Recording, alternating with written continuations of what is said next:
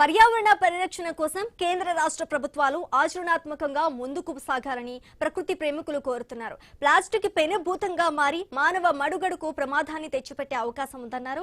తక్షణమే single use plastic ను నిషేధించాలని కోరుతున్నారు. వరంగల్లోని జ్వాల అవినీతి వ్యతిరేక స్వచ్ఛంద సంస్థ ఆధ్వర్యంలో వినూత్న రీతిలో ప్లాస్టిక్ కు పాడి కట్టి ర్యాలీ నిర్వహించారు. ప్లాస్టిక్ అంతం కాకపోతే మానవ మనుగడే అంతమవుతోందన్నారు. దీనిపై మరింత సమాచారం మా వరంగల్ ప్రతినిధి ప్రశాంత్ అందిస్తారు.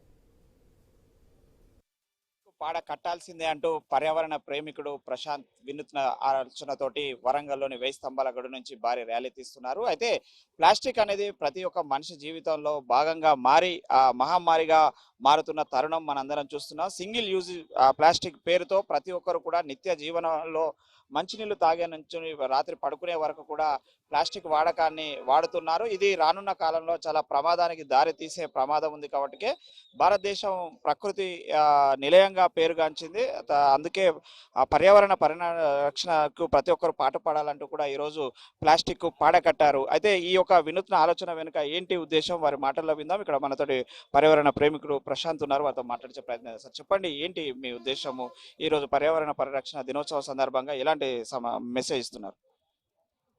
భారతదేశంలో పర్యావరణ దినోత్సవాన్ని 53వ దినోత్సవం జరుపుకుంటున్నాము. కానీ ప్లాస్టిక్ అనేది రోజు రోజు పెరుగుతూనే ఉంది. తగ్గడం అనేది సింగిల్ ప్లాస్టిక్ అని భారతదేశంలో అనేక రకాలుగా ఒకసారి 40 మైక్రాన్ లాస్ట్కు చివరికి ఇప్పుడు 120 మైక్రాన్ గల ప్లాస్టిక్ కవర్లని పూర్తిగా కొన్ని వస్తువులను నిషేధించింది. కానీ భారతదేశంలో చూస్తే ఎక్కడ చూసినా సింగిల్ ప్లాస్టిక్ని అనేక రకాలుగా యూజ్ చేస్తున్నారు. దానివలన జీవకోటికి, మానవులకి, మనుగడకి ముప్పుగా ఉంది. భారత పౌరులకి మనము మెరుగైన మంచి సమాజాన్ని, మంచి గాలిని, మంచి నీరుని, మంచి భూమిని అందించాలి. కానీ ఆస్తులు అంతస్తులు కాకుండా గాలి, నీరు అందిస్తే వాడు భారతకి మెరుగైన ఆరోగ్యాన్ని అందించే విధంగా ఉండాలి. కానీ నేడు ఎక్కడ చూసినా ప్లాస్టిక్ ఉంది. కాబట్టి ఈ ప్లాస్టిక్ని ఉదయం నుండి రాత్రి వరకు మనం అనేక రకాలుగా రోజుకు 30 గ్రాముల ప్లాస్టిక్ వినియోగిస్తున్నాము.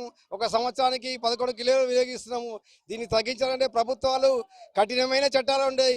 ఇతర దేశాలు చూస్తే రుబండా, కెన్యా లాంటి దేశాలు చూస్తే అనేక కఠినమైన చట్టాలు ఉన్నాయి, జైలు శిక్షలు ఉన్నాయి. కానీ మన భారతదేశంలో చూస్తే రాష్ట్ర ప్రభుత్వ కార్యాలయాలు, కేంద్ర ప్రభుత్వ కార్యాలయాలు వారి కార్యకలాపాలని, ఫ్లెక్సీ బ్యానర్ అని, పేపర్ ప్లేట్ అని, వాటర్ బాటిల్ అని, వాటర్ గ్లాస్ అని ప్లాస్టిక్ వినియోగిస్తున్నారు, సింగిల్ యూజ్ వినియోగిస్తున్నారు. ప్లాస్టిక్ సింగిల్ ప్లాస్టిక్ శవయాత్రలో ఎన్సీసీ, ఎన్ఎస్ఎస్ ఆఫీసర్లు కూడా పాల్గొన్నారు. వాళ్ళతో మాట్లాడే ప్రయత్నం చేద్దాము. పర్యావరణ రక్షణకు వారి వంతు ఎలాంటి ప్రయత్నం చేస్తున్నారు సార్, చెప్పండి. ఈ యొక్క మెసేజ్ ద్వారా ఏమి?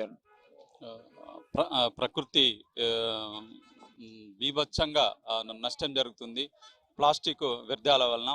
భవిష్యత్తులో మానవ మనుగడకు చాలా ప్రమాదకరం. ఇప్పటికైనా కేంద్ర రాష్ట్ర ప్రభుత్వాలు యుద్ధ ప్రాతిపదిక మీద వీటిని నియంత్రించకపోతే భవిష్యత్తులో కొన్ని కోట్ల మంది క్యాన్సర్ బాధిన పడే, ఎందుకంటే నీటి కాలుష్యం, వాయు కాలుష్యం, శబ్ద కాలుష్యం, ఎక్కడ చూసినా ప్లాస్టిక్ వ్యర్థాలతోటి మనం స్వచ్ఛమైనటువంటి ఒక గాలిని తీసుకోలేనటువంటి పరిస్థితిలో ఉంది. ఈరోజు జ్వాల స్వచ్ఛంద అవినీతి నిరోధక సంస్థ అంటే ప్రజల్లో పెద్ద చైతన్యం తీసుకురావడానికి వరంగల్ నగరంలో ఒక మంచి కార్యక్రమాన్ని నిర్వహించడం జరిగింది. ప్రభుత్వాలు ప్రజల్లో అవగాహన వస్తే తప్ప ఇది సాధ్యం కాదు. దీన్ని నియంత్రించడం వెంటనే రాష్ట్ర కేంద్ర ప్రభుత్వాలు కఠినమైనటువంటి ఒక చర్యలు తీసుకొని నిషేధిస్తే తప్ప శాశ్వతమైనటువంటి ఒక దీనికి పరిష్కారం దొరకదు. మనం చూస్తున్నాం. సార్ చెప్పండి, పర్యావరణాన్ని రక్షించాలంటే ఇంకెలాంటి కార్యక్రమాలు తీసుకోవాలండి? లేదు సార్, ఆల్రెడీ మనకు చట్టాలు కూడా ఉన్నాయి, నిషేధించారు కూడా. 100 మైక్రాన్స్ ప్లాస్టిక్ వాటిని కూడా మనం నిషేధించారు. కాకపోతే ఏంటంటే దాని ఇంప్లిమెంటేషన్ అంటే అమల్లో సరిగా జరగట్లేదు. ఈ అమల్లో జరగకపోవడమే మనకు చాలా పెద్ద ప్రాబ్లం జరుగుతున్నది. ఇప్పుడు 30 మైక్రాన్స్ కూడా దొరుకుతున్నాయి. ఇంత మీరు చెప్పినట్టు 30 మైక్రాన్స్ కూడా దొరుకుతున్నది. ఇది చాలా డేంజరస్ సిచ్యువేషన్ ఇది. ఎందుకంటే ఇప్పుడు రీసెంట్లో ఒక మనుషులలో బ్లడ్లో కలిసి ఉన్నది, ఊపిరితిత్తు క్యాన్సర్ వచ్చేది ఉన్నది, బ్లడ్ క్యాన్సర్ వచ్చేది ఉన్నది. అలాగే జంతువులలో 3-4 జంతువులు చనిపోయిన దాన్ని ఆపరేషన్ చేస్తే 3-4 కిలోల ప్లాస్టిక్ అవశేషాలు దొరికినాయి. ఇది నిజంగా చాలా విచారించారు. అంటే మనుషులతో కాకుండా పశు పక్షాదులు కూడా వీటి మీద ఎఫెక్ట్ పడుతుంది. కాబట్టి తక్షణం అంటే గవర్నమెంట్ మీద ఉందని సిద్ధతో పాటు దీన్ని ఇంప్లిమెంటేషన్ చేయాలి. ఆల్రెడీ మనకు చట్టాలు చేశారు. ఏది 100 మైక్రాన్స్ వరకు కూడా బ్యాన్ చేశారు ప్లాస్టిక్ను. సో మనం చేయాల్సింది ఏంటంటే గవర్నమెంట్ను తర్వాత స్వచ్ఛంద సంస్థలు కూడా ఇంకా పబ్లిక్లో అవగాహన తీసుకురావాల్సిన అవసరం ఉన్నది. ఎందుకంటే చాలా కూడా అందరూ గ్లాస్ సీసాలు వదిలిపెట్టేసి ప్లాస్టిక్ పేపర్ గ్లాసులను తీసుకున్నారు. దాని చుట్టూ లోపల ఉండేది కూడా ప్లాస్టిక్ కోటెడే. So that is most dangerous then this. ఎందుకంటే అది వేడికి కరుగుతుంది, కడిగి ఇమ్మీడియట్లీ మన బాడీ లోపల ఇంజెక్ట్ అవుతుంది కాబట్టి అది ఇంకా మోస్ట్ డేంజరస్. మనం చూస్తున్నాము మరొక ప్రేమికుడు ఏకంగా ఆక్సిజన్ అంటే రానున్న కాలంలో ప్లాస్టిక్ ను నిషేధించకపోతే ఆక్సిజనే గతి అంటూ కూడా ఒక వినూత్న ఆలోచనతోటి వారు ఆక్సిజన్ పెట్టుకున్నారు. చెప్పండి, ఎందుకు పెట్టుకున్నారు ఆక్సిజన్ బ్లాక్స్? ప్రస్తుతం ఏమైపోయిందంటే అందరు కూడా అవగాహన లేక కాకుండా ఇది నిర్లక్ష్యంతోనే ఇది ఎక్కువ ప్రకృతి అనేది విధ్వంసం జరుగుతుంది. మొక్కలు విరివిగా నాటాలి. అంతేకాకుండా ప్లాస్టిక్ను తగ్గిస్తేనే మనకు మనుగడ ఉంటుంది. మనకు భవిష్యత్ తరాలకు అంటే మన పిల్లలకు ఆస్తిపాస్తులు కాదు ఇవ్వాల్సింది, మంచి పర్యావరణాన్ని ఇస్తే సరిపోతుంది.